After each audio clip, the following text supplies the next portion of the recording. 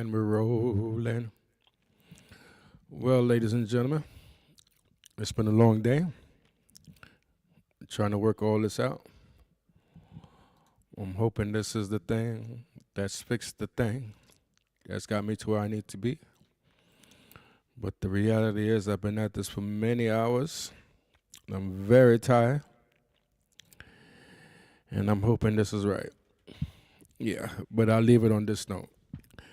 I got a 4-minute thing here by the great Bernie. Bernie Sanders is giving his plea a day before the elections. What you guys to say, Big Bernie? Bernie Mac? As this campaign comes to an end, let me say a few words to some of the folks out there who may not have yet decided whom they're going to vote for, or maybe sitting it out. And I know there are people who disagree with Kamala Harris on this or that issue, especially Gaza, and count me as one of those who do disagree with her on that issue. But I think overall, the choice could not be clearer in terms of this campaign. In my view, we just cannot elect a president who is a pathological liar. I agree. Like Donald Trump, somebody who is working overtime to undermine the American democracy. Everything the country has to stand for. This man is the personification of the opposite of that. And mark my words, on Tuesday night, on election night, no matter what the vote tallies will be, Donald Trump early on in the evening will declare, hey, I've won this election. That's typical authoritarian activities, behavior. They claim that they won so that nobody can question them, so that they can steal the election. He tried to do it last time. And if there's any state that I lost, it's because of voter fraud. That's what he will say, and that's what demagogues do, and that's how you move a country toward an authoritarian form of society. And let me also say this, because I know a lot of people out there understand not only that climate change is real, but it is an existential threat to our country and to the entire world. And that we've got. How can you elect someone that thinks that climate change is a hoax? To the entire world, and that we've got to cut carbon emissions.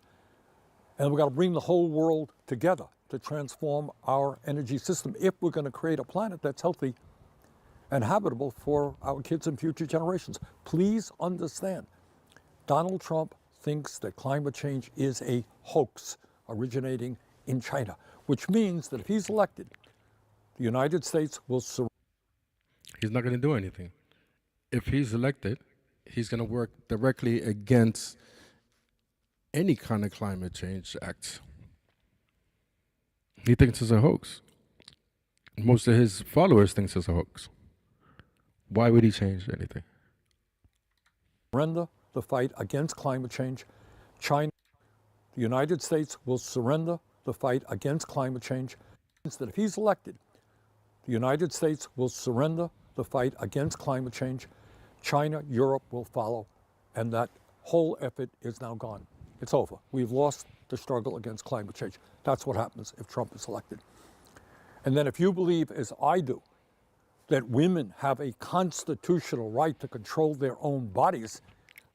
Forget about the Constitution, because the Constitution doesn't exist everywhere. Women have a universal right to their bodies. Not only women, each human being has a universal right to their own body. If you don't own your body, what do you actually own? It's the one thing you can take with you when you die. Not have local politicians determining what they can or cannot do. You've got to vote for Kamala Harris, who has spent her whole life fighting for women's rights. While Trump proudly boasts that he appointed 3 right-wing Supreme Court justices who voted to overturn Roe v. Wade. So the choice. Not only that, he doesn't care about women in general. He is an adjudicated rapist. Proven in court. This is clear. But this campaign is not just about defeating Donald Trump.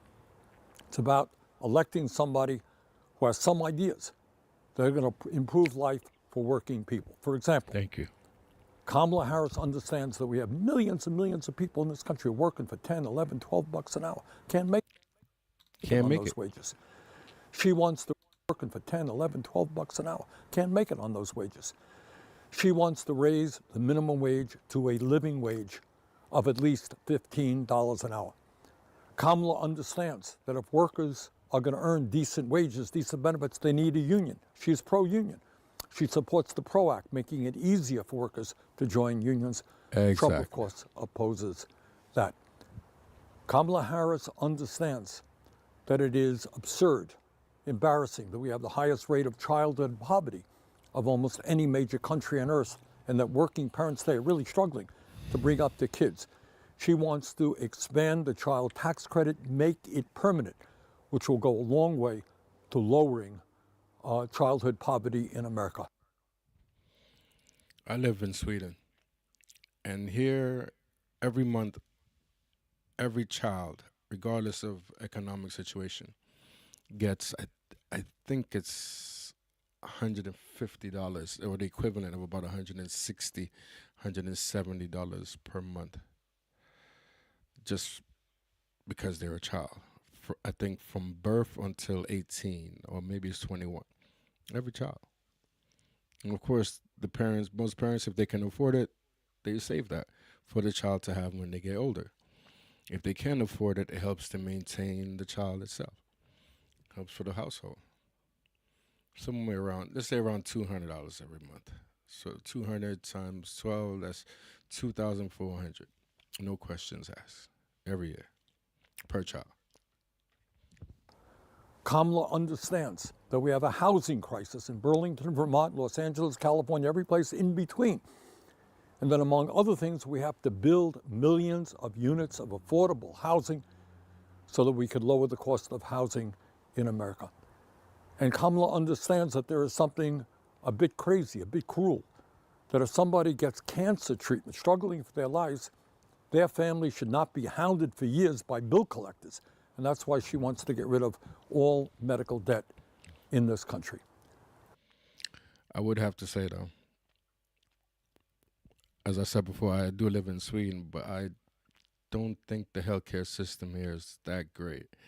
It is cheap, relatively cheap. I mean, you're not going to go broke, but there are waiting lists. People do die waiting for urgent care.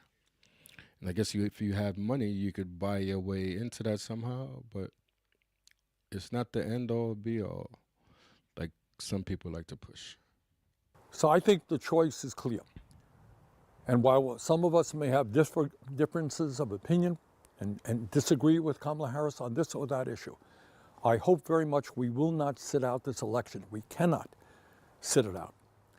So let's get involved. Let's do everything we can. Let's come out and vote on Election Day. And let's make sure that Donald Trump is defeated and that Kamala Harris is our next president. Thank you all very much. Thank you, Bernie. Well, I think he said all that needs to be said.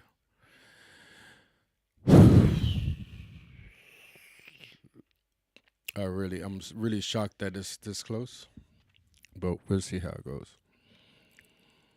It's election day tomorrow. Less than 24 hours. It's all starts. So, all right. Let's see how it goes. All right. If there's anybody out there that's been watching, thank y'all. Thank you all the people that'll be watching this in the future. And good night.